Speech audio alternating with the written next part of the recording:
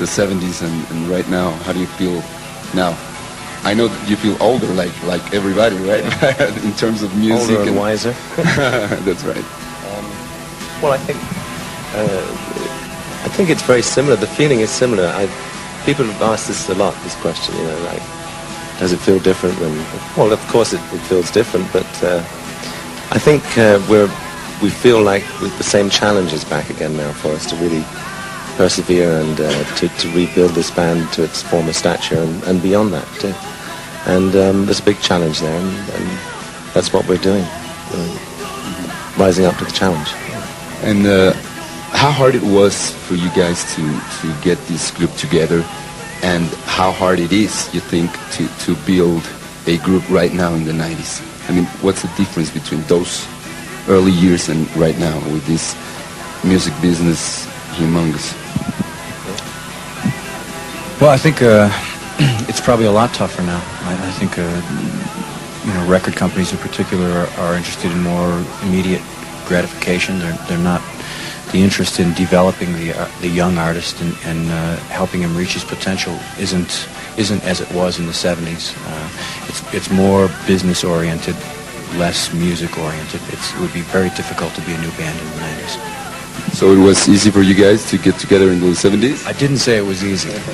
I think, you know, the same challenges were there. It all boils down to you know, writing good songs,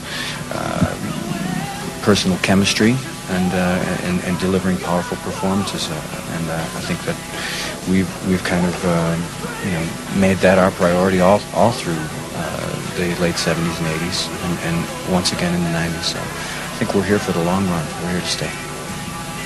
And the band was really a very natural coming together. You know, it was we didn't do auditions and things like that. Bruce had worked with Lou before on Lou's solo work, and I've worked with Jeff when I produced Billy Joel's Stomper album. So it was a sort of a natural coming together. It wasn't, you know, we're not strangers to each other. Yeah, you've known each other for a long time. We're not foreigners to each other. That's right. Don't you guys feel strange working together again after, what, 5 years of not recording together?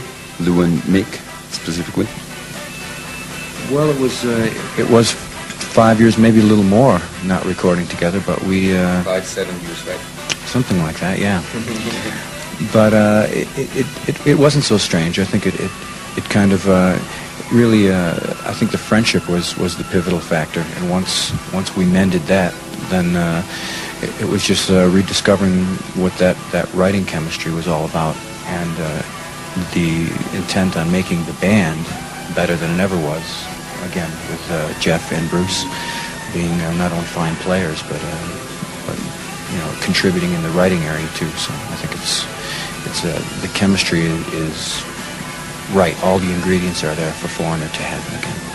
And I'm sure that your fans want to know who made the first phone call so that you guys get together again. Another question we're asked all the time. I made the first phone call. You did? Collect. Collect. Do you guys think that you're getting back to your musical roots in this Mr. Moonlight? Excuse me.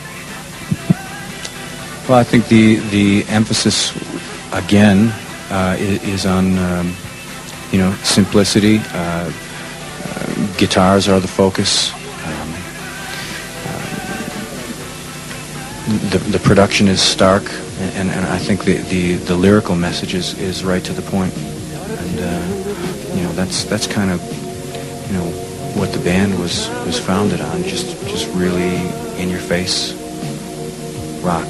Like straight on, right? Yeah, straight on. And I think we've managed to recapture that again, and we'll take it from there. How do you feel now joining Foreigner? I know that you were with the solo career of Lou. How do you feel now? I feel great. I think that me joining this band is a natural extension of the work that Lou and I were doing together. And I've known Mick for a long time, as long as Lou, really, and never had the opportunity to work with him before. So it's been a real joy for me to get involved in this band, and there's a great excitement to not only the creative process of it, the songwriting and recording and everything, but now at this point when the album's out and everything, to take our first effort together as a band out and play it, take it out to the public and play it live has been great. How has the answer of the people in your world tour been? I mean, the answer of the audience, of the crowd. Yeah, the response, right? I think it's been tremendous. We had a very successful start to the tour in England, sold out tour of England. You know, we hadn't played in England for 7 years. You know. Germany, France, Switzerland, everywhere we played was very successful. And then we went down to Australia and New Zealand and had a great time down there. You know, lots of fans coming out to see the shows. And then we went to Japan, which was great. And I think we're very fortunate that our music is received well around the world. You know, I think that's an extra privilege that we have. You know, which a lot of bands don't have. So it enables us to travel and see a lot of stuff and pick up a lot of ideas for songs, and you know, it's an interesting life being a foreigner. What do you think, Jim? Yes, I agree. That's right. Do you think that Mexico is a place where every band, every rock group should include in their tours now?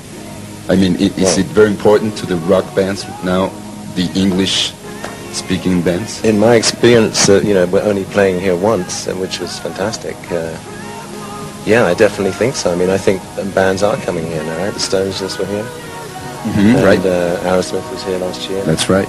So, yeah, I mean... Paul McCartney. Yeah, this is a great... this is one of the major cities of the world, you know. Mm-hmm. And I think not only do we hope that we can come back here, but maybe perhaps do a more extensive tour of Mexico and play in a couple of other places too. Mm-hmm. So you've been here in Mexico playing and also right? Mm-hmm. But how about you guys? What do you expect from the Mexican audience, from the Mexican fans?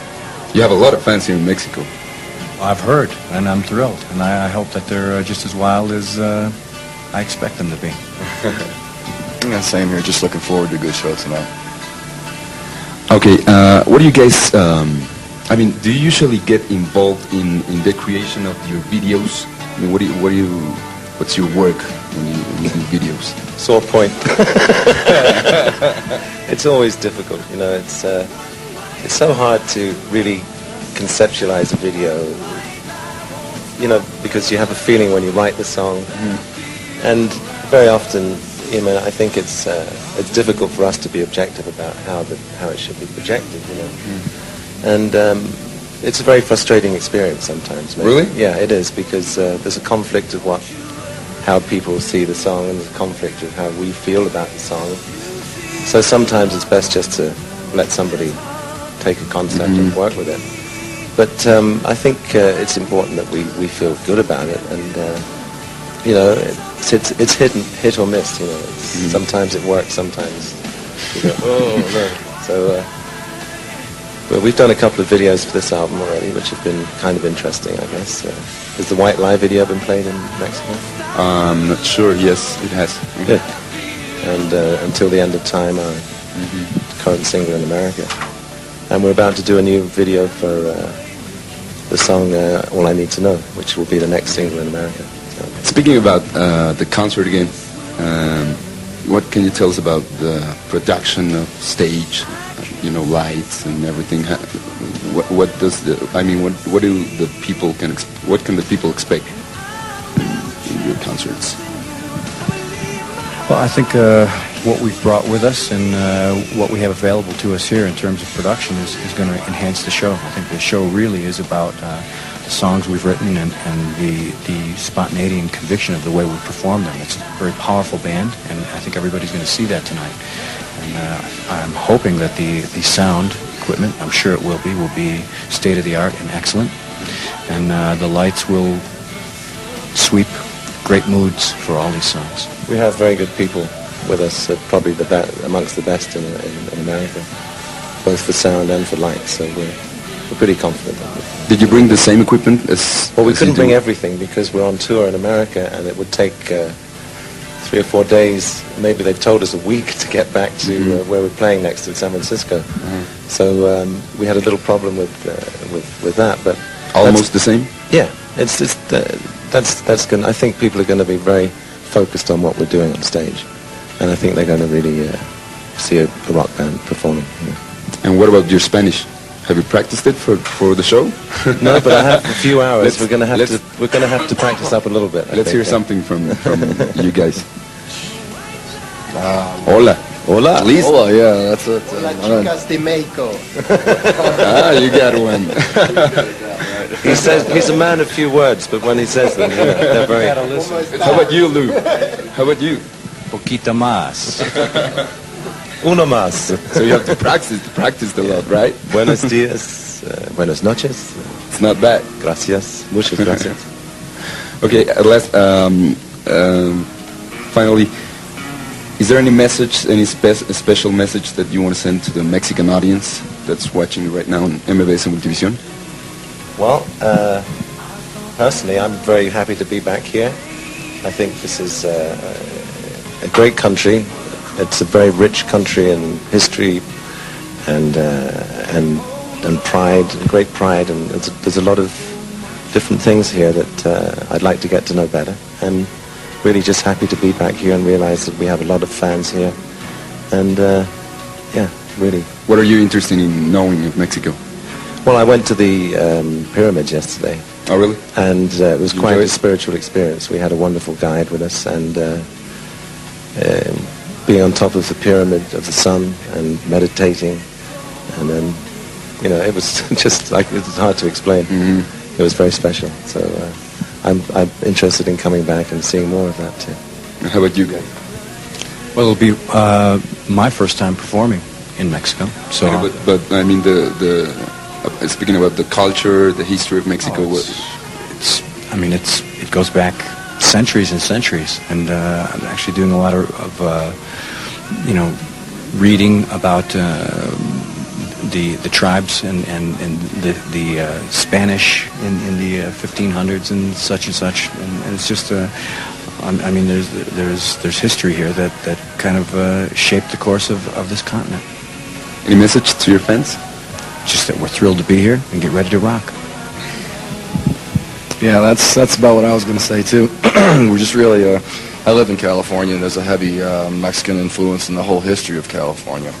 And I've never gotten a chance to come down here before. You were in Tijuana one day, right? That's it, one day. I wouldn't call that a good indication of what the rest of the country is. I wouldn't call it Mexico at all. That's what they say. So for me, it's really great to be here, and it's been a real pleasure, and looking very, very much forward to the show tonight, and hope everybody has a great time, and let's rock. Sam, I've been here a few times, and I've always enjoyed it, and enjoy the food. I enjoy the people are very open. What do you like about the food? Tacos? Spicy. Yeah, I like Tacos. the hot food. Yeah. Salsa. Spicy. Salsa and yeah. But yeah, it's nice. I like hot weather and the hot people too. You know, everybody's crazy down here, so it's nice at a rock show. You know, they go for it. Well, thank you very much for the interview, and we wish you very good luck. Well, thanks very much. Thank you. Thank you.